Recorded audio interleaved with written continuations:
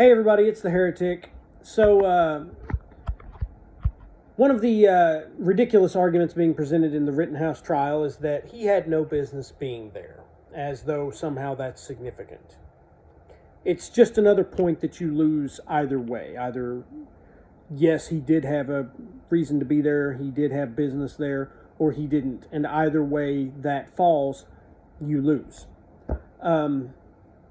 The argument that wasn't his community. Well, yeah, it kind of was. It was within 21 miles of his home. He had family in Kenosha, Wisconsin. His father lived there. He had other relatives that lived there, friends that lived there. That was his community. He worked there, the whole 9 yards. But does that really matter? Does it matter? If a 16-year-old girl sneaks out of her mom and dad's house one night to go to a college rave or whatever with a couple of her friends, she gets drunk, they're passing around drugs, the whole 9 yards, does that excuse the sexual assault that she experienced? Does that absolve her attackers of their responsibility? No. No, it doesn't. She had no business being there. Even if that's correct, it doesn't change what you did. You see what I'm saying? Even if Kyle Rittenhouse had no business being there, which is a farce, it doesn't change anything. And to illustrate how disingenuous your argument is, one of the people I'm talking to is you, Lucas. You know who you are. You're saying that if this had happened exactly as it happened, the difference is that person had been from that community by your standards, then you would have been completely okay with all of this. Right? Right? No. Interesting. If the answer is no, then it kind of sounds like you're trying to introduce a qualifier that doesn't really stack up. It doesn't hold. You're trying to say that he was provoking these people by carrying a rifle? Are you serious? That's like saying she was wearing a dress, that same 16-year-old we referred to earlier. Well, yeah, she was wearing a dress made out of a handkerchief, so she was provoking those people. She was asking for it. How? How is simply being in possession of a firearm asking for it? I had a gun. Well, you can't defend property with it. He wasn't defending property with the gun. He was defending himself with the gun. When those people, what was the actual instance of provocation that he committed, which was trying to not let people set a building on fire by putting the fire out with a fire extinguisher, in that instance, he didn't use the weapon on them.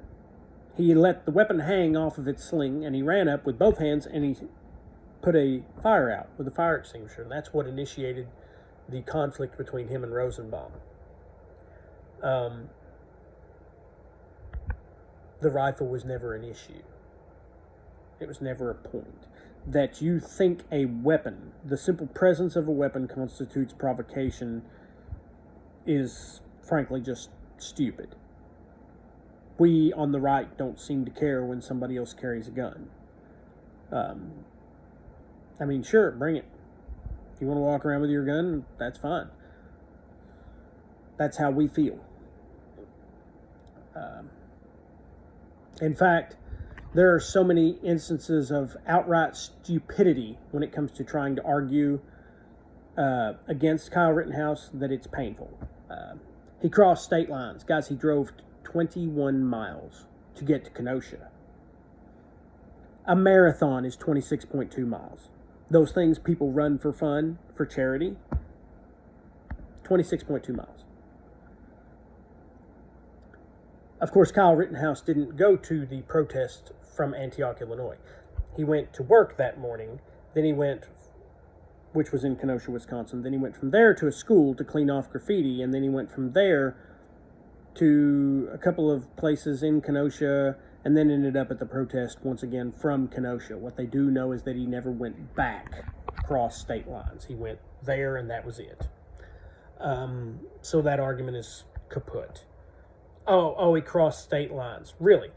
So if you're one of those people that lives within, say, 10 miles of the state line, say the state line is to your north, right? Then the south, the east, and the west, that's all that concerns you. Anything going on 20 miles south, that's fine. 20 miles east, that's also fine. 20 miles west, that's great. But once you go 10.1 miles north, that's none of your business. That's not your neighborhood, right? That's an idiotic argument. I mean, where to go with this? He went there to kill people. That's one of my favorites. No.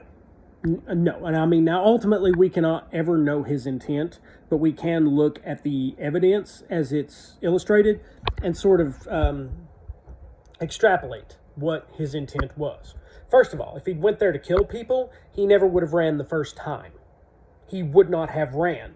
The moment they engaged him, he would have yelled self-defense and blew them away. He wouldn't have tried to escape, which he did multiple times. In fact, one of the police reports, as given by one of the people who was engaging him at the time, the person who I believe the reckless discharge of a firearm charge was rendered concerning. That person said that at one point, Kyle Rittenhouse executed a quote-unquote juking maneuver to try and avoid Rosenbaum. If he went there to kill, he would have just shot him. That would have been the moment. But he not only juked him, he continued to run. So then he's finally cornered. He's forced to shoot Rosenbaum. He has no alternative. He's in the middle of a crowd of people. Rosenbaum was leading, if I understand it correctly. There were actually a couple of people involved in this chase. But Rosenbaum and them, they were all independent of each other. But Kyle couldn't have known that. Oh, let me circle back. Just the same way that these people couldn't have known that Kyle wasn't, quote-unquote, a part of that community. I still say he was, but according to you. Where was I? Oh, yeah. So, all Kyle sees is a couple of people chasing him. Rosenbaum, of course, being the leader. And he's in the middle of a group of people who are yelling, "Get him!" I mean, that's pretty perilous. The prosecutor at one point made the argument of his strap. The weapon couldn't have been pulled away from him because the strap was too strong. Really? Really, you insufferable weasel, that makes sense to you? You're trying to get away from this person. You're running for your life. And you propose that you shouldn't be worried about them getting a hold of this thing that is strapped to you because their body weight and yours couldn't tear it away from you. What else can't you do, genius? You can't run. You can't run anymore. Once he gets a hold of it, all he's got to do is sit down. You're stuck there.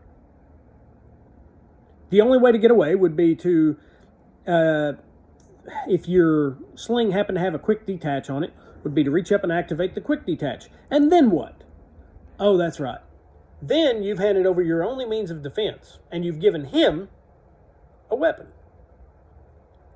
Rosenbaum was unarmed. He didn't have a gun. I have terrible news for you. Hands and feet kill more people a year than AR-15s do. To argue that because he was unarmed, he was not a threat is so insanely asinine that I have a hard time taking you seriously. Not because I don't want to believe you, but because I don't want to believe you're that dumb. I don't want to believe you're that dumb. So after he shoots this person, what does he do? Well, he tells these people he's going to the police. He actually tells a couple of people that encounter him on the way, he's going to the cops. He's like, I'm walking straight over there to the police. Then the mob begins to pursue. Okay. So now the mob is chasing him while he's trying to run to the police, and he's running. They start bringing him down. The first guy hits him with a skateboard. He shoots that person, and this is circling back to the notion that he wasn't there to kill people. He shoots that person one time. He shoots the guy. The guy stumbles away 15, 20 feet away and then falls over and dies. The point is, Kyle Rittenhouse doesn't shoot him more than once. Pop. When you're trying to kill people, you pop them a couple of times. Bang, bang, bang. Especially when you've got that weapon. Then comes our whatever Josie, whatever his name is, with the gun. On video, he runs in with his hands up. He's not hurting anybody, right? Kyle raises his weapon. The guy stops. Kyle lowers his weapon. Then the guy pulls a gun, and Kyle shoots him.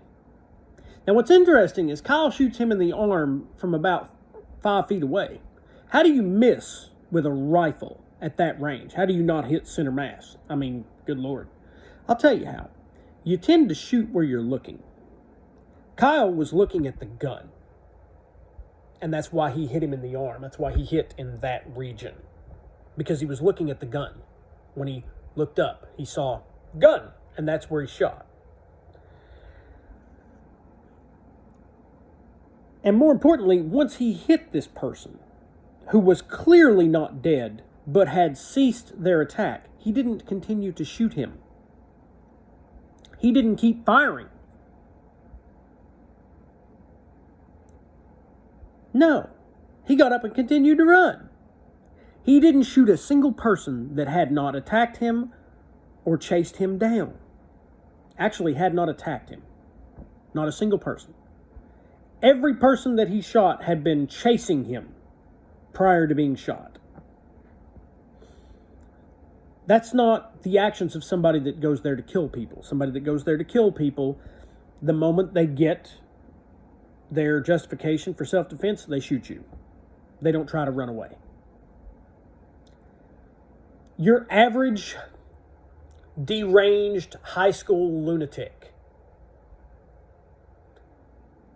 when armed with this weapon, kills between 2 and 10 times as many people as Kyle Rittenhouse did when they're there to kill people. And those people are running away from them. They're trying to escape. These people were running at him. Did you hear pow, pow, pow, pow, pow, pow, pow, the fire of somebody who was trying to just strafe the crowd? No. No, he actually executed impressive muzzle discipline.